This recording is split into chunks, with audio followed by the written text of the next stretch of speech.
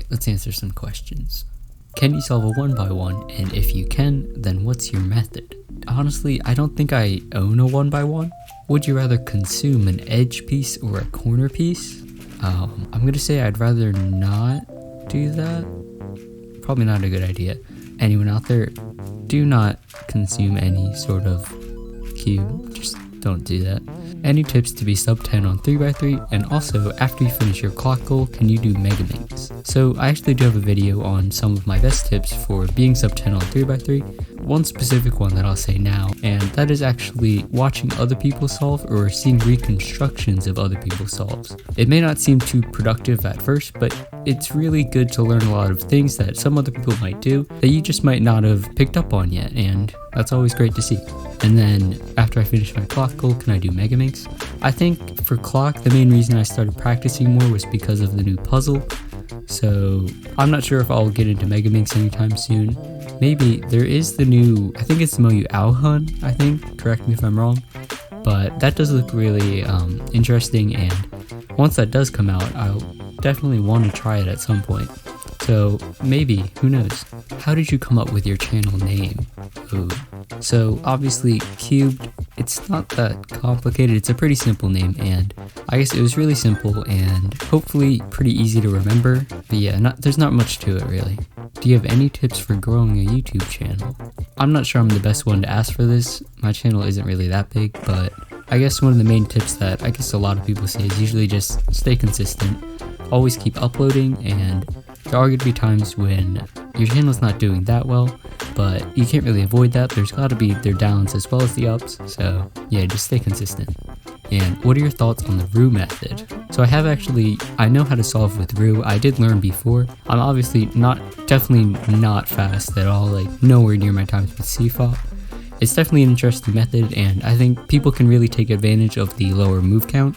It's definitely very competitive, and I think if more people got into it, it could be definitely up there with CFOP. I suppose the reason most people don't get into it as much is because CFOP is mainly easier to learn and teach, at least online and stuff. But yeah, it's a pretty cool method. What is your favorite book, movie, and of course puzzle? My favorite book, I'd probably have to go with the Percy Jackson series and the Heroes of Olympus series. I really enjoyed those books, and yeah, I definitely recommend them. And movie, I guess the first one that comes to mind is probably just Avengers Endgame. That was a really great movie. There's probably a lot more that I really enjoyed, but that's the first one that comes to my mind.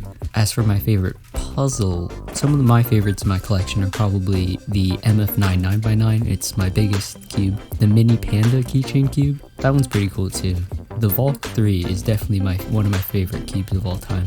Do you plan on getting into any other events just like you did with Squan? As of now, I don't usually plan into the future like that. I don't usually plan like, oh, I'm gonna get really good at this event next. I don't really. But Square One, I suppose, I just got into practicing it a lot, and I've seen a lot of other people improve on it pretty fast, so I thought I might as well try it out, and I think it went pretty well. I do like the event a lot. I do kind of want to start trying to get better at either the blind events or, I don't know, stuff like that. We'll see.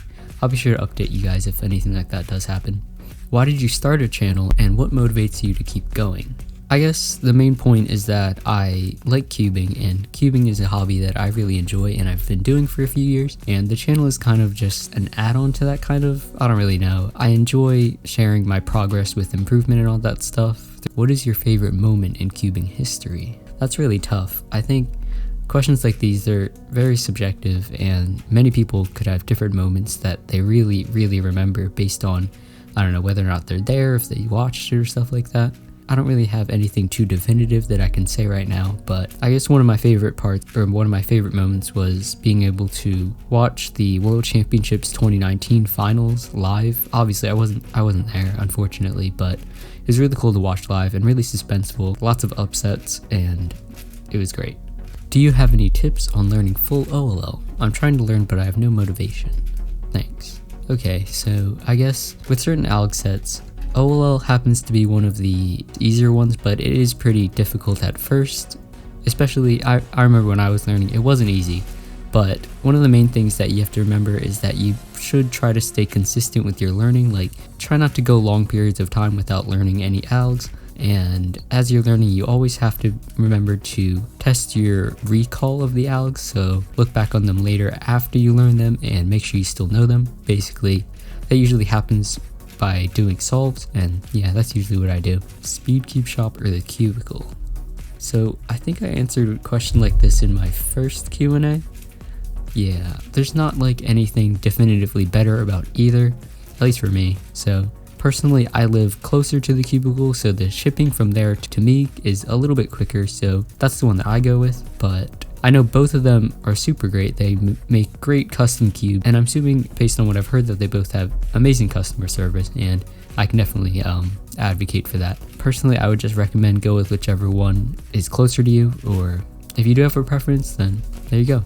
How did you start cubing? Like most people, I had just a Rubik's brand. At some point, I kind of caught on to that and I was interested and I just kept going. It probably happened through school and stuff, like other people having cubes and stuff. But yeah, there's probably a lot more to the story, but that's basically the gist of it. And for like trying to get faster at it, that was just something that came with learning. I don't know, I always just wanted to be better and better at stuff like this. So yeah, it's pretty cool. How long have you been cubing? I believe this year I've been cubing for about 3 years actually. So yeah, how long did it take you to get sub 10? I guess sub 10 happened probably a little over 2 years, I want to say. Probably around 2 years at home, and then officially a little over 2 years. Yeah, that's basically it. Do you have any tips to angle lights in the perfect position so nothing is over or underexposed? Personally, I don't have any like super elaborate lighting setup or anything like that. I think a lot of the stuff pertains like specifically to what people may have as resources. Some people may have a lot of resources at hand, like a lot of lights and stuff. Some people don't have as much. I'd say it's always good to test out your own setup and definitely try a bunch of different setups before you actually decide on one, so you know that it works well. What is Q&A plus Q&A minus Q&A and Q&A, and why do people do Q&A? That was pretty confusing. Not sure what you're trying to ask, but thanks for commenting. When do you think you will reach 1K subs? I mean, it's kind of hard to predict that far. I'm still not very close to it, but hopefully as soon as possible. I don't know. Do you play an instrument? Yes, I do. I mainly play the tenor saxophone. Previously, I had played some other instruments like the piano and violin. Yeah, but mainly saxophone now. What do you average on 3x3? So recently, I actually haven't been practicing 3x3 as much as I have in the past. So I probably average, I'd just say 9 seconds, mid 9 seconds, around there. Alright, that's gonna do it for the questions on this video. I hope you guys enjoyed, I hope you learned something, and thanks for watching, and until next time.